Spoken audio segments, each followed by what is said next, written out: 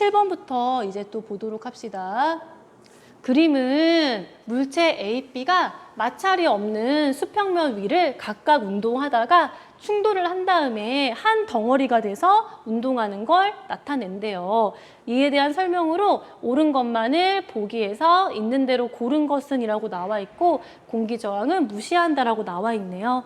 충돌 과정에서 A가 B에 작용하는 힘의 방향과 B가 A에 작용하는 힘의 방향은 반대이다라고 했는데 반대죠. A는 B를 이쪽으로 밀어주고 B는 반대로 A를 이쪽으로 밀어주는 역할을 하기 때문에 반대죠. 우리가 여기 벽에다가 힘을 준다고 한번 생각을 해봐요. 선생님처럼 이렇게. 그럼 선생님은 벽을 밀고 벽도 나를 밀게 되죠. 그러니까 서로 힘의 방향은 반대가 된다. 다음에 요거 니은 한번 볼게요. 그러면은 니은 충돌 전과 후에 운동량의 변화량 크기라고 나와 있는데 운동량 변화량은 바로 충격량과 같다고 했죠. 충격량은 물체에 작용한 힘에다가 작용한 시간을 곱해주면 되죠. 그러면은 아까 우리 작용 반작용 법칙에 의해서 서로 같은 힘을 주고받잖아요. 주고받은 힘이 같고 서로 작용한 시간이 같기 때문에 운동량 변화량의 크기는 서로 같죠. 그래서 서로 같다. 지금 물어본 게 크기만 물어봤어요. 크기.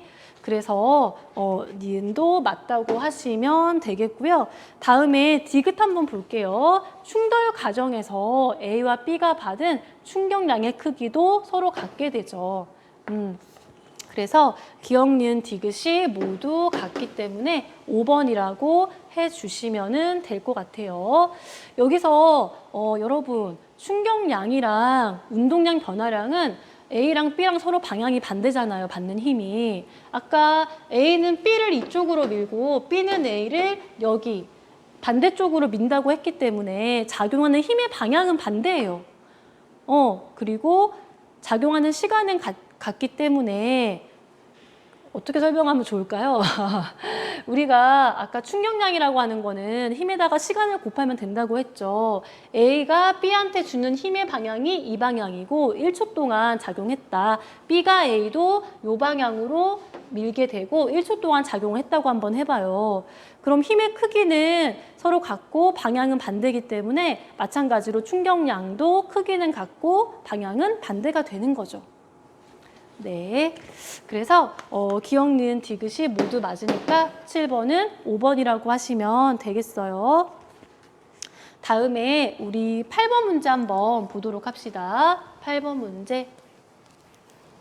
그림은 높이가 20m인 건물의 옥상에서 수평 방향으로 10m/s로 던진 1kg의 물체의 운동을 나타낸 거다. 던진 순간부터 땅에 도착할 때까지 이 물체의 운동량에 대한 설명으로 옳은 것만을 보기에서 있는 대로 고른 것은 이라고 나와 있네요. 한번 봅시다. 이 공이 지면에 언제 도달하냐라고 물어봤죠. 땅에 도착하는 거는 수직 방향의 운동과 관계가 있죠. 연직 방향의 운동. 수평 방향으로는 그냥 10m/s로 등속으로 쭉 가기 때문에 언제 도착하는지는 연직 방향으로 20m를 가는데 걸린 시간이 결정을 하는 거죠. 그래서 우린 이제 연직 방향의 운동 가지고 기억을 판단을 해야 돼요. 언제 지면에 도착하냐라고 물어봤는데 우리 1학년 친구들 여기 시간이랑 속도 그래프를 한번 그려볼게요. 지금 이 시간 속도 그래프는 연직 방향으로 운동하는 걸 생각한다고 해볼게요. 처음에는 연직 방향으로는 속도가 0이었죠. 근데 일정한 힘을 받으니까 속도가 일정하게 이렇게 증가하게 되는 거죠. 그러면 지금 몇 초 후에 도착하냐라고 물어봤는데 여기 도착 시간을 지금 T라고 한번 해볼게요. 도착 시간. 그리고 이때 속도를 한번 도착했을 때 속도를 우리가 뭐라고 하냐면 지금 중력가 속도의 크기를 10이라고 해놨죠. 대부분 9.8인데 여러분 계산하기 쉬우라고 10이라고 해놨대요. 그러면은 처음엔 0이었는데 1초가 지나면 10m/s가 되는 거고 2초일 때는 20m/s가 되겠죠. 만약에 t초이다 그러면은 여기다가 10t를 곱해주면은 t초일 때 t초일 때 속도가 나오게 되는 거죠. 그럼 이 그래프를 왜 그렸느냐? 우리가 지금 얘가 도착을 하려면은 20m를 연직 방향으로 가야 된단 말이에요. 선생님이 시간 속도 그래프에서 요 그래프 아래의 면적이 시간 속도 그래프에서 이동한 그 양의 거리를 알고 싶으면은 시간 속도 그래프에서 이 면적을 구하라고 했었죠. 그러면은 한번 봅시다. 지금 아래쪽으로 이렇게 방향이 안 바뀌고 일정하게 이렇게 낙하를 하는데 그러면 요거 넓이 어떻게 구해요? 2분의 1의 삼각형이니까 밑변 곱하기 높이 이걸 한 게 지금 20m라는 거예요. 20m. 그러면은 요거 간단하게 한번 해봅시다. 요거 한번 해볼까요? 2, 5, 10이죠. 5t의 제곱은 20이 되니까 t제곱은 4가 되고 t는 2가 되네요. 2초일 때 도착하게 되네요. 맞는 말. 수평 방향으로 얼마나 갔냐라고 물어봤는데 여러분 수평 방향으로는 등속 운동을 하게 되죠. 1초마다 10m씩 이렇게 이동을 하니까 2초 동안 갔으니까 20m가 되죠. 맞는 말.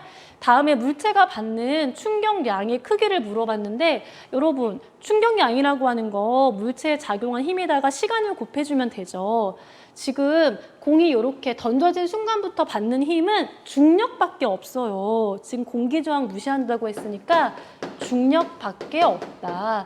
지금 중력이 아까 얼마냐라고 물어봤는데 한번 봅시다.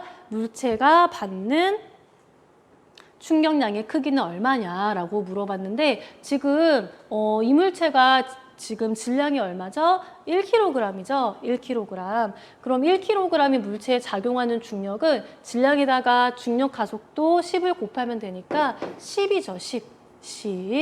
10 뉴턴. 거기다가 10뉴턴에다가 지금 2초 동안 얘가 힘을 받잖아요. 그래서 2를 곱해주면 되는 거니까 20뉴턴 세크 이렇게 해주면 되죠. 그래서 디귿은 틀렸습니다. 40이 아니라 20이에요. 답은 그래서 4번이라고 하시면 돼요. 조금 어렵죠? 네, 이 부분이 조금 어려워요. 네, 이거 한번 보시고요. 이제 9번 한번 보도록 할게요.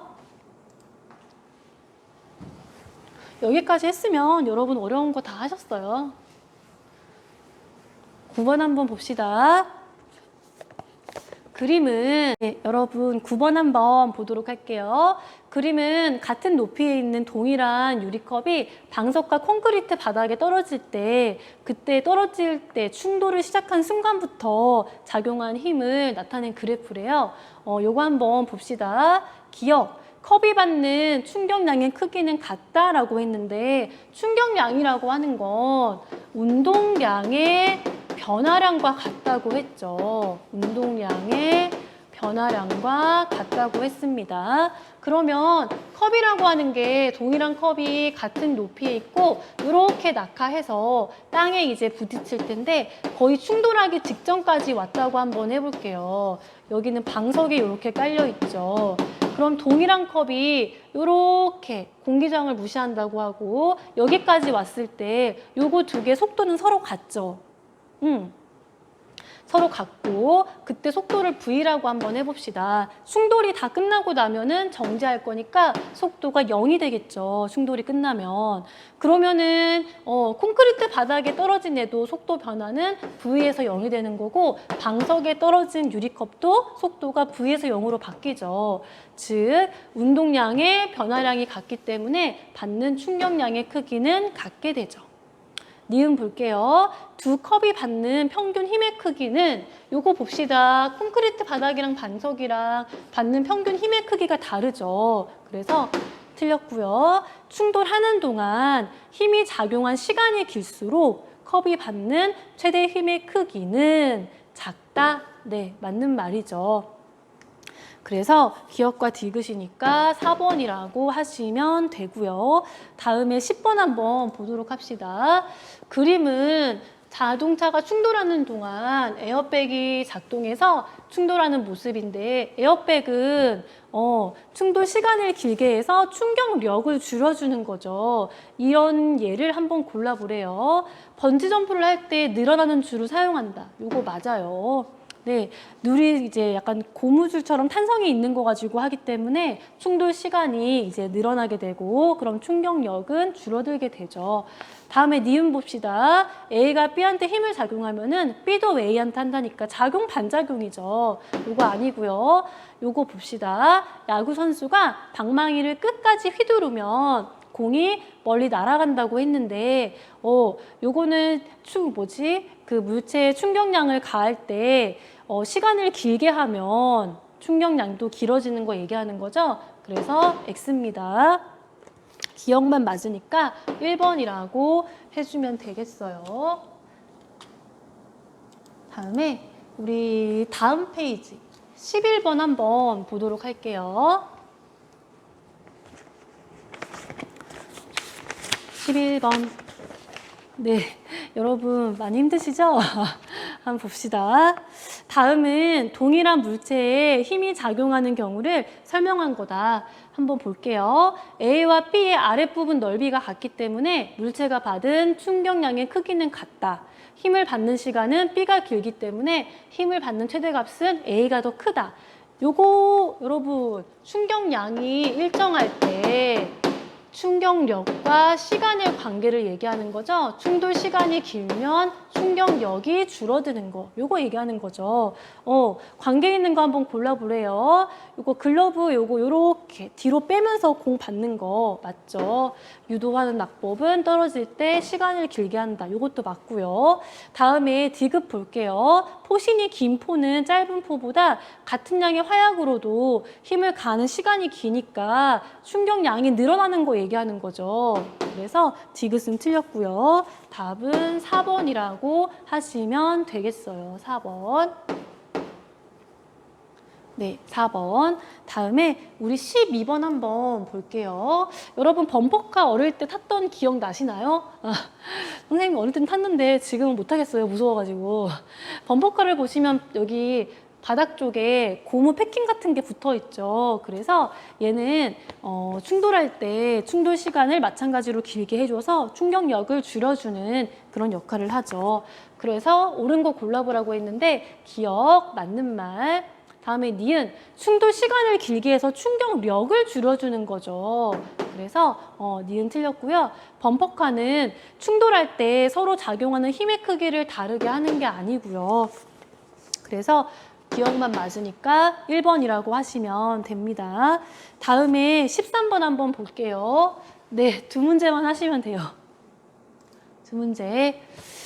그림은 속도 V로 달리던 동일한 자동차가 집더미에 충돌하는 거랑 콘크리트 벽에 충돌하는 거랑 나타낸 건데 충돌 후에 모두 정지하고 자동차는 콘크리트 벽에서 더 많이 파손이 된대요. 옳은 거 한번 골라보래요.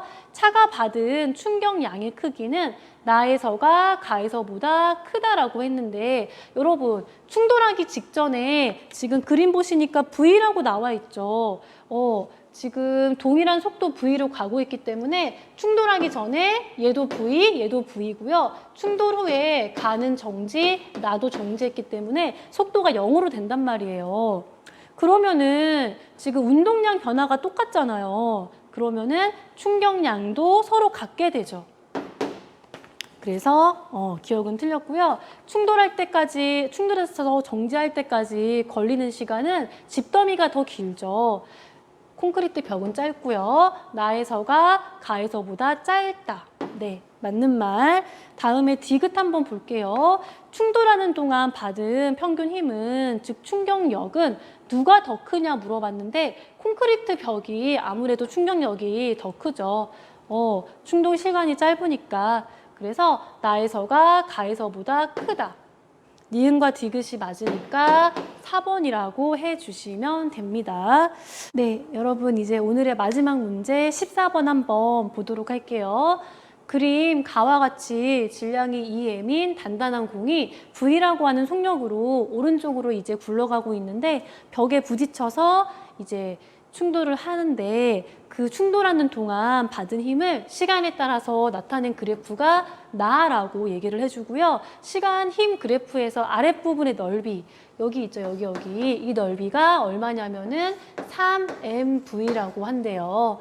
이에 대한 설명으로 옳은 것만을 보기에서 있는 대로 고른 것은 이라고 나와 있네요. 여러분 여기 이 문제는 여러분이 조금 생각을 해줘야 돼요. 얘도 별표 한번 해봅시다. 공이라고 하는 게 이제 굴러가고 있는데 사실 오른쪽, 왼쪽 이건 굉장히 조금 모호한 표현이기도 해요. 그래서 이제부터는 속도가 나왔다. 속도라고 하는 거는 크기와 방향을 모두 가지고 있는 그런 개념이죠. 어떤 공이라고 하는 게 이렇게 오른쪽으로 2m/s로 가고 있다. 그러면은 선생님은 그냥 임의로 오른쪽을 플러스라고 하고 왼쪽을 마이너스라고 해볼게요. 얘는 지금 오른쪽으로 가고 있으니까 플러스 2m/s라고 하는 게 정확할 거고요. 다음에 이 공은 이렇게 이 방향 왼쪽으로 마이너스 3m/s 방향 마이너스 3m/s의 속도로 가고 있다. 이렇게 부호를 붙여서 써주는 게 정확합니다. 얘와 얘가 방향이 구분이 되시죠. 그래서 이런 식으로 하는 게 좋을 것 같아요. 이걸 기억을 하시고 여기서도 오른쪽을 플러스라고 하고 왼쪽을 마이너스라고 이렇게 임의로 정한 다음에 문제를 푸는 게 좋을 것 같아요. 왜 속도라고 하는 건 크기와 방향을 모두 가지는 개념이기 때문에. 그러면 기억부터 봅시다. 공은 벽으로부터 충돌 전에 운동 방향, 충돌 전에 오른쪽, 즉 플러스로 가고 있었죠. 근데 충돌하고 나게 되면은 벽은 얘를 마이너스 방향, 즉 왼쪽으로 밀게 되죠.